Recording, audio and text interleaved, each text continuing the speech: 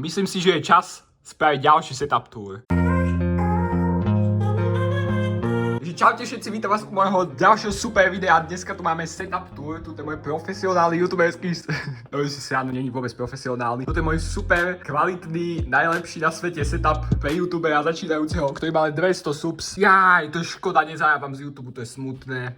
Mali by si dať hneď teraz odber. Okamžite dajte odber na tento kanál. Keď tam nemáte odber, tak ste zlí. Dobre, robím si srandu, ja nie som jak Syriak, toto prečo tu mám oldest?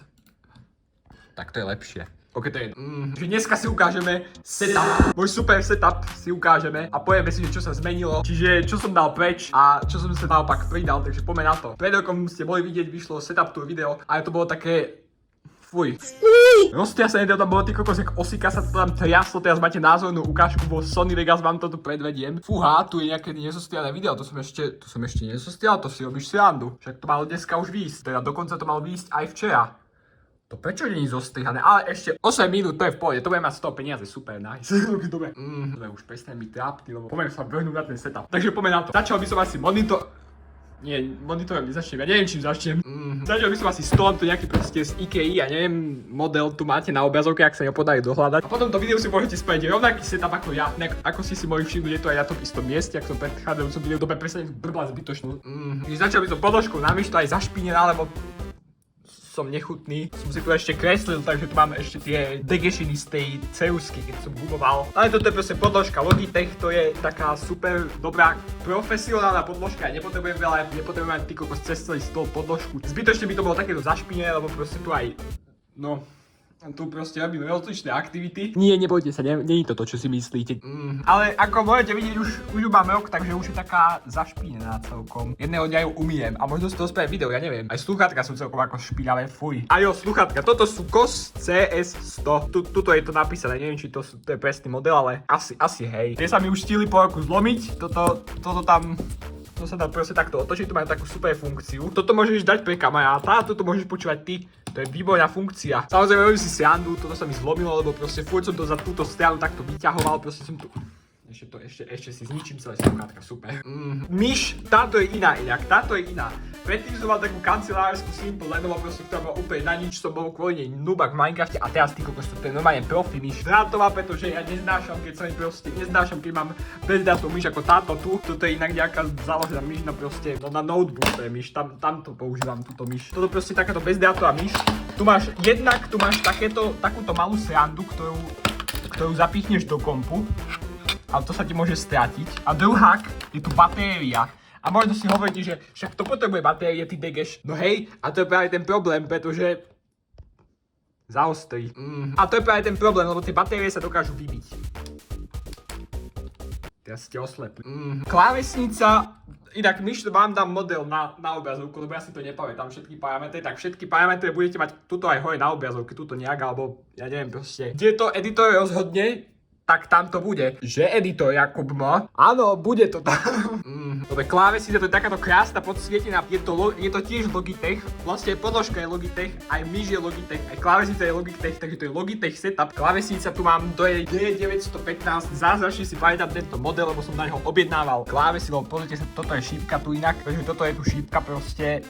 No. Nejakým spôsobom sa urvalo 2TV, asi preto, lebo som to príliš tryhardil, ja neviem. A inak je tiež zaprášená, lebo proste som lenivý to vybrať tie klávesy a utrieť. Nie, robím si srandu, v skutočnosti nemám takúto degešinu, proste takú srandu, ktorou sa vyberajú klávesy. Tak sa bojím, že to poškodím, lebo toto sa mi nechce. A monitor, tento hlavný, to ste si inak mohli všimnúť z Intel, že tu mám dva monitory, že tu nemám len jeden. Už v tom predchádzajúcom som mal len jeden, lebo vtedy som bol proste noob, vtedy som nevedel hrať. Ježiš, to je trápne, ty kokos. Normálne už sa teším, až si toto video pozriem, asi nejak o 5 rokov, keď budem mať už veľa odberateľov, budem mať proste 1000, budem mať 100 000 nejak, alebo ja neviem, proste veľa budem mať. A budem si hovoriť, že ježiši Kriste, to jaký som tam bol trápny, budem tu proste hejtiť s webkou, tam budem robiť reakciu, jak Bige. Ale to nie je podstatné teraz. Podstatné je teraz tento monitor, to je AOC. Tu vám dám na obrazovku model, hej. Je to 240 Hz, takže si môžeme teraz predviesť. Tuto máte proste, keď hýbem tou myšku, tak je to takéto krásne, normálne, plynulé ty kokosiak.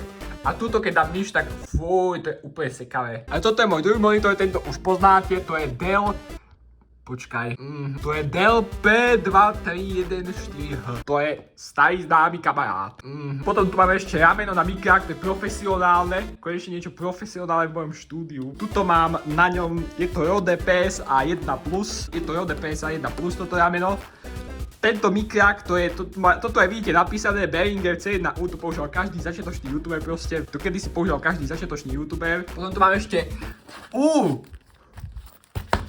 Aha!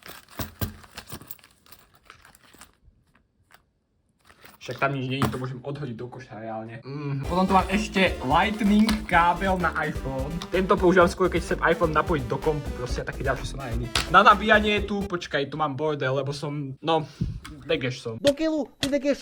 Toto používam, tento tu biely. Tu mám aj nabíjačku, je to Alza, je to kvalitná značka, z Alzy mám aj kábel. Čože? Z Alzy mám aj kábel DisplayPort. Tuto som zabudol, toto ešte webka, je to Logitech C920. To má asi každý, to je proste veľmi populárna webka. Ja ju niekedy tuto mám na monitore, keď volám proste s pozorom, dávame FaceTime niekedy, si dávame FaceTime proste ako zo srandy, že sa vidíme po takéto dobe. Toto sú moje nápady, počkaj nie, toto som nechcel ukázať, to sú moje nápady tajné na videa, to ak odkopírujete, tak končíte. Jaj bože. Bože môj. Áno, toto je môj super obrázok, krásny nádherný, som nakreslil parádne, super. Je to mne sa vypli monitor, ježiš, tu je DKZI. Ok, ľudia, je to strašne desivé, ako budete vidieť, hlasový monitor, obidve mi zhasli. Je to super parádny obrázok, počkaj, tu je ešte, aha, tu je disk, mne tam bude vidno ešte, ale to je mi jedno. Lebo ja nie som siriakari. Tuto je disk Verbatim 1 TB, tam mám zálohu, proste tam mám prastaré súbory. Sú tam aj súbory z mojich temných čias, keď som mal rád Militle Pony a Shibalomy. Tu máme notebook, ThinkPad, to je ThinkPad T460, aj keď už je taký starší. Skôr striham na tomto kompe. Ježiš, tu nič nebude zase vidno. A inak toto som zabudol ešte, toto je môj komp. Tuto je takýto krásny podsvietený, ale to je asi taká jediná vec, čo tam svieti táto grafická karta. To je všetko. Parametre máte na obrazovke, tu je inak ešte takto. Tu je inak ešte takto disk. Tuto mám efekty do videí, ktoré som si presunul do kompu, takže ho moc ani nevyužívam. A tuto mám ešte môj hlavný disk, ktorý používam proste nie až tak často, ale proste... Ups. Upsík, dupsík. To som nechcel. Z času na čas si na neho dám proste zálohu komp. Proste také projekty do videí a také ďalšie somariny. Takže tak má to 2 TB. Potom tu mám ešte moju profesionálnu kameru, môj profesionálny foťák, ktorým fotím. Je to Canon EOS 550D. Tu mám môj make-up, aby som vyzeral na videách krásne. Môžu mi tie motorky prestať kaziť audio. Tu mám môj make-up, aby som mohol vyzerať krásne, nádherne na videách. Aj keď volám spôsobom, tak aby som vyzeral nádherne, lebo inak vyzerám úplne hnusne, totálne hnusne. Niekedy dám odhalenie a normálne mi ostane len jeden súb. Inak toto je moje... To som nechcel.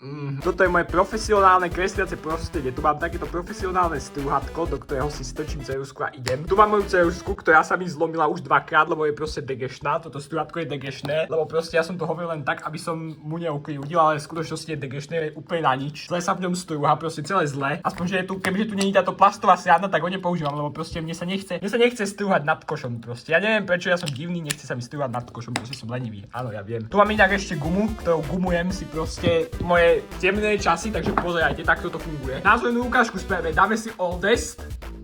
Tak, a tuto, pozrite sa, toto chcem vymazať, lebo to je temná minus. Tak zoberiem gumu a začnem takto gumovať a už to tam není. Aha, už to tam není, už to zmizlo. Funguje to. Hej, inak tuto mám ešte takéto, môžem vám ukázať, že čo krásne, takýto krásny obrázok, ktorý som si nakreslil prednedávnom. Ježiši Kriste, to som nečakal, že tam bude na začiatku. Jaj! To ste nemali vidieť.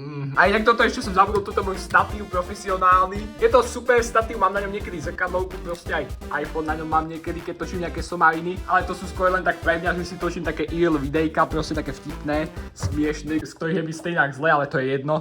Ja ho mám tuto, kebyže tam náhodou dám ten poťáčik, ktorý som ukazoval, ja ho používam niekedy ako webku, lebo proste táto webka má takú, no... Je to malé, tak to má takú malú kvalitu. A tuto to mám tak na radiátore, ja viem, je to amatérske, ale to je jedno. Keďže to mám takto, keďže to dám tuto namiesto tých papierov, čo sú, tak to vyzerá jak z reakčných kanálov, a ja nemám rád reakčné kanály, takže ticho. Tento príbeh je smutný. Čo by som ešte mohol? A jo, tu sú ešte predĺžovačky, to keď vypnem, tak... To nebudem teraz testovať. Tu máte ešte moju profi gamerskú stoličku, proste profesionálnu. Aha, na tejto drtím proste všetkých hráčov v Minecrafte, všetkých nubákov. Dobre, nie? Takže to bude asi všetko z tohto setupu.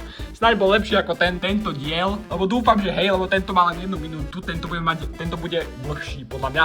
A nehovorím v ňom taký pokakaný a roztrasený, netrasený tou kamerou jak osika. Takže tak, ak sa video páčilo, dajte like, odber, uvidíme sa v ďalšom videu a zatiaľ čus!